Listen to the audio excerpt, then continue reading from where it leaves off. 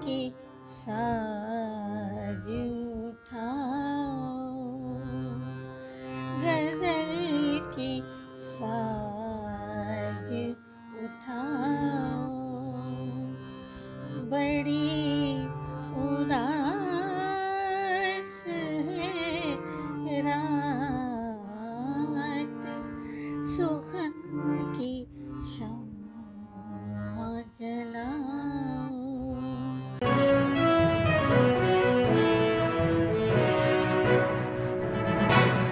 आओ अपनी लघुता जाने, अपनी निर्बलता पहचाने। जैसे जग रहता आया है उसी तरह से रहना होगा, साथ ही सब कुछ सहना होगा। हरिवंश राय बच्चन जी की ये पंक्तियाँ एक एसिड अटैक महिला के जीवन जीने का आधार कही जा सकती हैं। जहाँ एक व्यापारिक रंजिश ने 12 वर्ष के मासूम की जिंदगी को एसिड अटैक के बाद संघर्षों के घेरे से बंद कर दिया। दोस्तों नमस्कार, और आप देख रहे हैं न्यूज़ बकेट। आप एसिड अटैक के बारे में जानते होंगे। एसिड से शिकार ये मंगला कपूर जो बीएचयू की प्रोफेसर रह चुकी हैं और बच्चों को संगीत के माध्यम से प्रशिक्षण देती हैं। यहाँ पे आप देखिए कि ये बच्चे सीखने के लिए आते हैं। प्रोफेसर मंगला कपूर अपने परिचय की मोहताज नहीं है। आपको बता दें कि मंगला कपूर, इनके साथ जो हादसा हुआ, परिवार के ही लोगों ने इनके ऊपर एसिड अटैक कर दिया, जिससे 11.5 साल की उम्र इनकी चेहरे का जो रौनक था वो खत्म हो गया। आपको बता दें कि लगातार एसिड से लड़कियों को जो एसिड फेंकने की वजह से उनके चेहरे की सूरत जो होती है बद से बदतर हो जाता है और समाज के लोग उनसे नकारने के लिए बेबस कर देते हैं। बाज़ार में, मार्केट में निकलने में काफ़ी तकलीफ़ें होती हैं। और हम बात करेंगे मंगला कपूर जी से कि इनका जो 11.5 साल की उम्र में एसिड अटैक से अब तक का कैसा दौर रहा है, हम इनसे खुद बात करेंगे। और आप देखिए कि यहाँ पे ये शिक्षा लेने के लिए छात्राएं आई हैं, संगीत सीखने के लिए आती हैं और फ्री में मंगला कपूर जी सिखाती हैं। आप देखिए कि इस समय ये रियाज करते हुए संगीत को। तो हम सीधे मंगला जी से बात करेंगे कि इनका ये जो अभी तक का जो प्रोफेसर से लेकर बीएचयू के अभी तक का क्या दौर रहा है, हम इनसे खुद बात करेंगे क्या वो समय रहा। मैं मंगला कपूर बनारस से ही बिलोंग करती हूँ। पूर्वज हमारे पेशावर से बिलोंग करते थे और मेरी जो जन्मस्थली कर्मस्थली है वो बनारस ही है। तो बनारस में ही पैदा हुई मैं, और जब करीब 11.5 साल की हुई तो चूँकि हमारे यहाँ बहुत बड़ा बिजनेस था बनारसी साड़ी का, उसमें कुछ द्वेष के कारण हमारे ऊपर एसिड अटैक करवाया गया। हमारे घर के नौकर को पैसा दे करके, और रात को 2 बजे करीब मैं सो रही थी, मेरे ऊपर एसिड अटैक करवाया गया। और उसके बाद मतलब वो इतना भयंकर था कि मैं करीब 6 साल तक लगातार मैं हॉस्पिटल होती रही और मेरे ऑपरेशन होते रहे। शरीर के अलग अलग हिस्सों को बराबर काटा जाता रहा। कुल 37 ऑपरेशन हमारे हुए, इनको झेला मैंने। और वो झेलते झेलते ही मैं जवान हो गई। और जब हॉस्पिटल से घर आई तो मैं किसी का सामना नहीं करती थी। एक अंधेरे कमरे में कोने में जाके बैठी रहती थी, किसी से बातचीत नहीं करती थी। माता पिता को लगा कि ये बैठी तो रह गई लेकिन इसका जीवन कैसे चलेगा। तो उन लोगों ने पढ़वाने की कोशिश की मुझे, मैं पढ़ी, लेकिन मुझे लगा कि मैंने कुछ पढ़ा ही नहीं है। लोगों के ताने सुन के मैं बेहोश होके गिर गई थी। फिर हताश होके बैठ गई। मेरा बचपन से कंठ बहुत अच्छा था, मैं बहुत अच्छा गाती थी। पिताजी को लगा कि इसको संगीत सिखाना चाहिए, कुछ इसका समय कटेगा, लोगों से बातचीत करेगी, लोगों के बीच बैठेगी। तो मेरा संगीत का सफ़र वहाँ से शुरू हुआ। ये बुलानाला स्थित एक इंदू महिला संगीत विद्यालय था, वहाँ की संचालिका इंदू बहन जी ने मुझे अपने यहाँ प्रवेश दिया। एसिड अटैक से मात्र 12 वर्ष की उम्र में अपने जिस्म पर दर्दनाक घाव दे दिए जो आज भी भरा नहीं है। एसिड अटैक पीड़ित महिला मंगला कपूर ने अपनी आत्मकथा सहित पूरे 6 किताब लिखे हैं। आत्मकथा पुस्तक का नाम सीरत में मंगला कपूर का दर्द समाया हुआ है। व्यापारिक रंजिश में हुए एसिड अटैक की शिकारमन कला एवं संगीत संकाय विभाग में प्रोफेसर पद पर नियुक्त रही मंगला कपूर का जीवन ही संघर्ष काफी कुछ बयां करता है।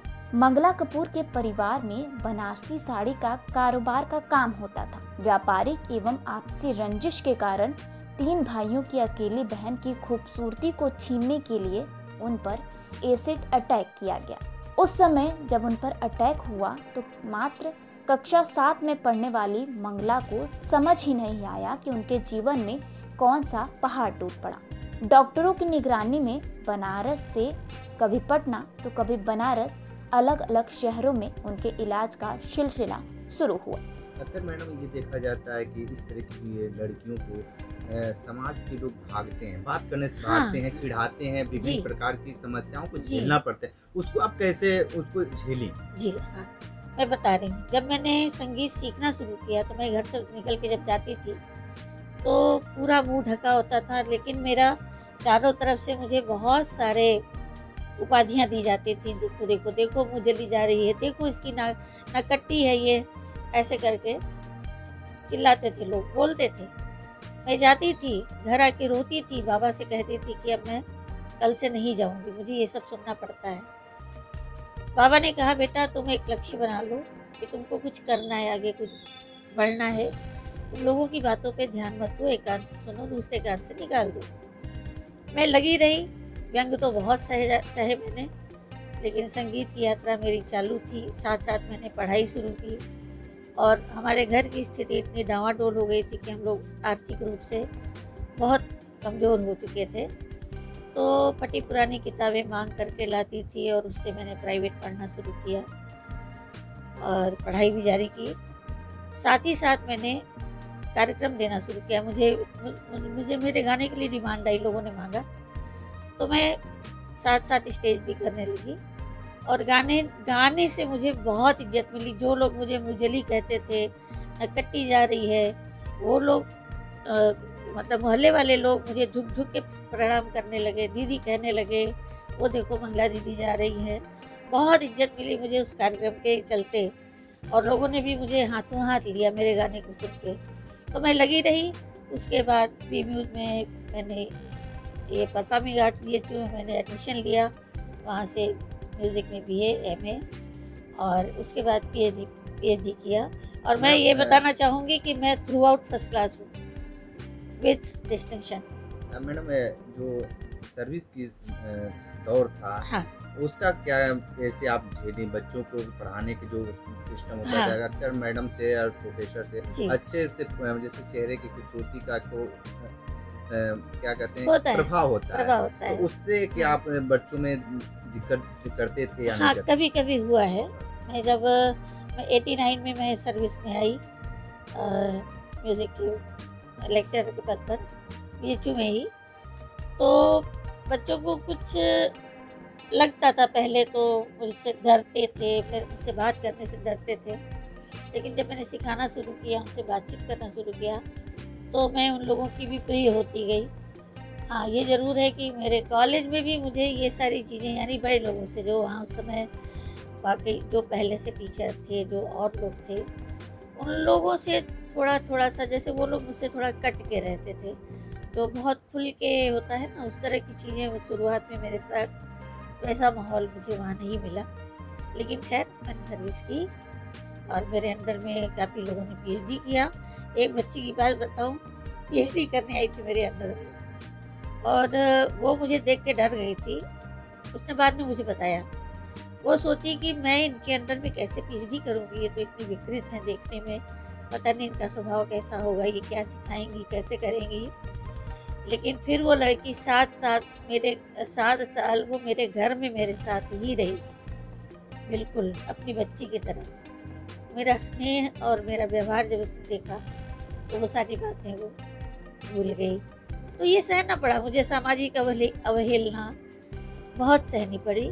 लेकिन ये है कि खुद को पत्थर बना के मैं चलती गई, क्योंकि जीवन था। आत्महत्या करने की बहुत बार सोचा, लेकिन कर नहीं पाई कि मेरे पिताजी का जो श्रम है, उन उनका जो माता पिता का जो परिश्रम और जो मेरे लिए त्याग था, उसे मैंने सोचा कि आत्महत्या कर लूँगी तो इनकी सारी तपस्या बेकार हो जाएगी, तो मुझे भी वही करना चाहिए। तो मैं लगी रही और पूरी सर्विस मैंने की। 2019 में मैं सेवानिवृत्त हुई और कार्यक्रम अभी भी करती हूँ, कार्यक्रम आते हैं। इस दौरान मंगला को 37 से ज़्यादा ऑपरेशन कराने पड़े।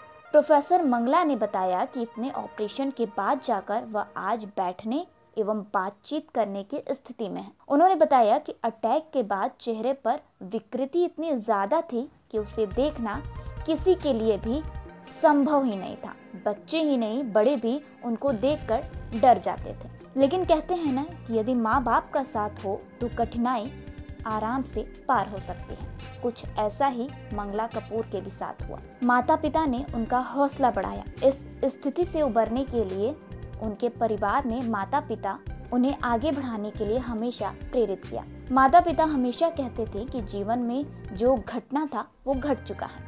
मंगला ने आगे बताया कि जब वह बाहर निकलती थी तो बहुत व्यंग सुनने को मिलते थे, अनेक उपाधियां दी जाती थी, नाक कटी जैसे नामों से संबोधित किया जाता था, जिससे बहुत दुख होता था। उन्होंने बताया कि वह कभी हतोत्साहित नहीं हो। लोगों की बातें सुनकर एहसास हुआ कि कुछ ऐसा करना चाहिए जिससे सबके मुंह बंद हो जाए।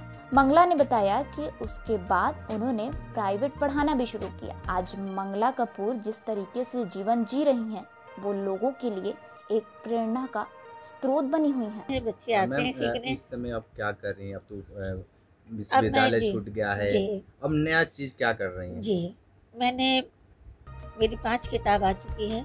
मैं आगे और किताबों का लेखन कर रही हूँ। कविताएं लिखती हूँ, गज़ल लिखती हूँ, गाती भी हूँ, वो भी लिख रही हूँ।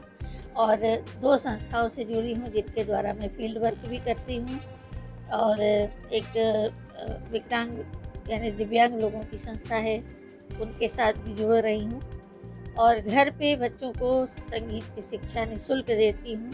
जो कुछ भी सीखना चाहे कोई भी, यानी वो शास्त्रीय संगीत हो, सुगम संगीत हो या उपशास्त्रीय संगीत हो, लोकगीत हो, मैं सभी की शिक्षा देती हूँ और सारे बच्चों को। मैम, जो काशी की लता के नाम से आपको इनाम दिया गया, वो कौन सा गाना था? थोड़ा हम चाहेंगे कि मेरे दर्शकों का थोड़ा सा।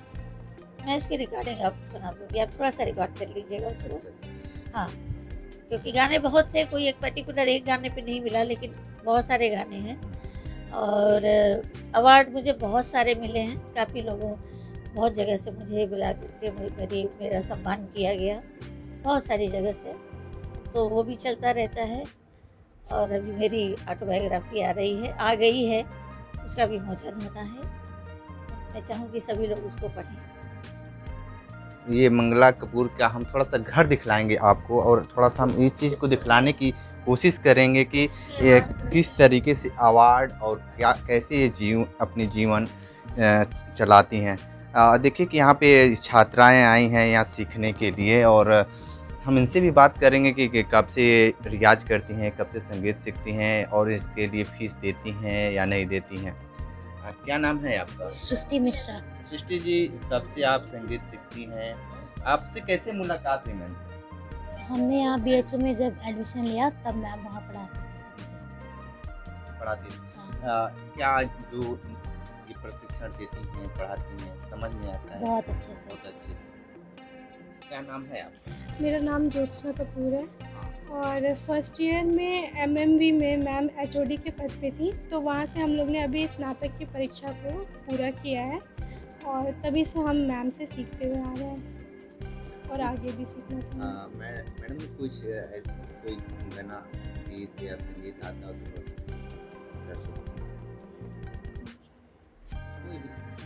तो आपका जो पसंदीदा हो? है मेरे वतन के लोगों, ज़रा आँख में भर लो पानी, जो शहीद हुए हैं उसकी ज़रा याद करो कुर्बानी। है मेरे वतन के लोगों, ज़रा आँख में भर लो पानी, जो शहीद हुए हैं उनकी जरा याद करो कुर्बानी। तो आप देखिए कि 90 के दशक में जो कैसेट का जो सिस्टम था कि यहाँ पे देखिए कैसेट लगा हुआ है और इसमें तमाम तरीके के मुकेश बहुत सारे लोगों का नाम इसमें पड़ा हुआ है। लेकिन एक चीज़ बहुत अच्छी बात ये बता रहे हैं कि जो भी सेवा करने में इनका मदद होता है इनके भाई खुद करते हैं। आज के दौर में कोई अपनी बहन को उतना सेवा नहीं कर सकता है, दिन रात मेहनत करते हैं भाई। और जहाँ भी स्टेज प्रोग्राम होता है, कहीं भी आना जाना होता है, ये खुद लेकर जाते हैं। और हम इनसे खुद बात करेंगे कि आपकी बहन कितना सेवा किए हैं अभी तक। अनगिनत, उसका कोई गिनती नहीं है। जब से मैंने होश संभाला है तब से सेवा ही सेवा कर रहा हूँ।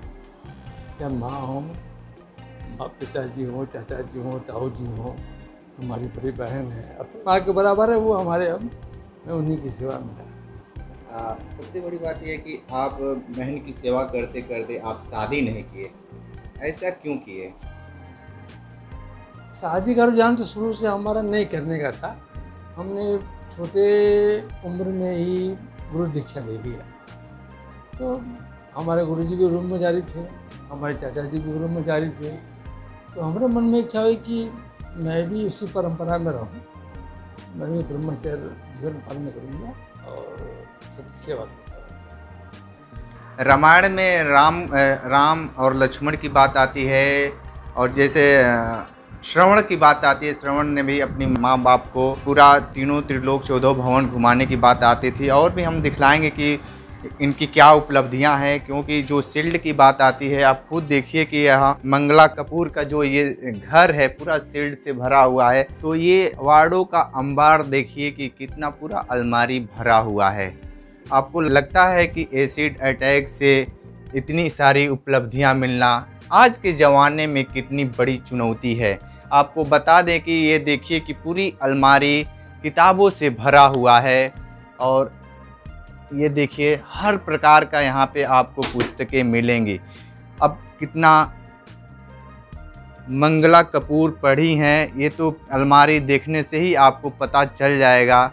लेकिन आज के समय में जो पढ़ाई का स्वरूप है बिल्कुल एकदम अलग है। हर लोग डिजिटल के तरफ भाग रहे हैं पुस्तक को देखने के लिए, क्योंकि पुस्तकें काफ़ी महंगी होती गई हैं। महंगी होने की वजह से छात्रों को काफ़ी दिक्कत हो रहा है। तो ये थी मंगला जी की कहानी। इस तरह की कहानियों को लोग दफना देते हैं, डुबा देते हैं, लेकिन आपको बता दें कि मंगला जी के ऊपर जो परिवार वालों ने जो किया बेहद दर्दनाक था। इस तरह की रिपोर्ट और हम आपको दिखाते रहेंगे। लगातार बने रहिए न्यूज़ बकेट के साथ। पेश है न्यूज़ बकेट हिंदी मासिक पत्रिका। पढ़ें इस महीने की पूरी खबर विस्तार से हमारे न्यूज़ बकेट की मैगजीन में। हमारी ई मैगजीन को मुफ्त में पढ़ने के लिए अभी लॉगिन करें www.newsbucket.in पर। इसके अलावा रोज की ताज़ा खबरों के लिए हमारे YouTube चैनल को तुरंत सब्सक्राइब करें।